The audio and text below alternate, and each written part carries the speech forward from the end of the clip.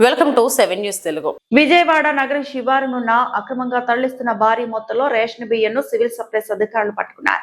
పోలవరం కాలువ వద్ద గత అర్ధరాత్రి లారీలో లోడ్ చేస్తున్న 150 క్వింటాల రేషన్ బియ్యంను పక్క సంవత్సరంతో పట్టుకున్నట్లు అసిస్టెంట్ సివిల్ సప్లై అధికారి లక్ష్మణ్ తెలిపారు.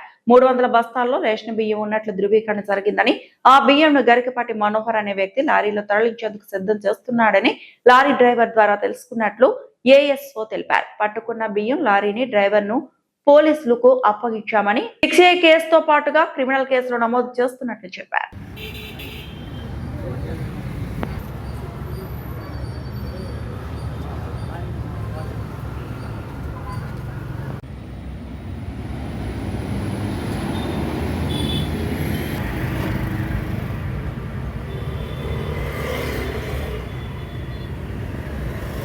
దాటినాక మేము నున్నాలో లారీ లోడ్ అవుతుందని చెప్పేసి మాకు ఇన్ఫర్మేషన్ వచ్చింది.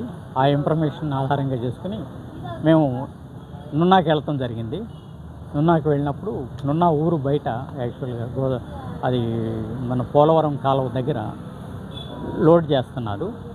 ఊరు బయట లోడ్ చేస్తుంటే మేము వెళ్ళి లారీ ఆపి లారీని పట్టుకున్నాము. లారీలో ఉన్నటువంటి స్టాక్ని కూడా మేము పరిశీలించాము. అవన్నీ కూడా పీడిఎస్ సంచుల్లో ఉన్నాయి. అంతా పీడిఎస్ బియ్యమే అని మేము నిర్ధారించుకొని మేము ఇక నా లారీ డ్రైవర్ని ప్రశ్నించడం జరిగింది. ఆ లారీ డ్రైవర్ని ఈ స్టాక్ అసలు ఎవరిది ఏంటి అని లారీ డ్రైవర్ని అడగగా ఈ స్టాక్ గరికపాటి మనోహర్ గారిది అని చెప్పేసి అని చెప్పారు యాక్చువల్గా. సో దాంట్లో సుమారుగా ఒక 150 క్వింటాలు బియ్యం పీడిఎస్ బియ్యం ఉన్నాయి. వాటిని మేము స్వాధీనం చేసుకుని వాళ్ళ మీద 6A కేసు క్రిమినల్ కేసు కూడా ఫైల్ చేస్తున్నాము.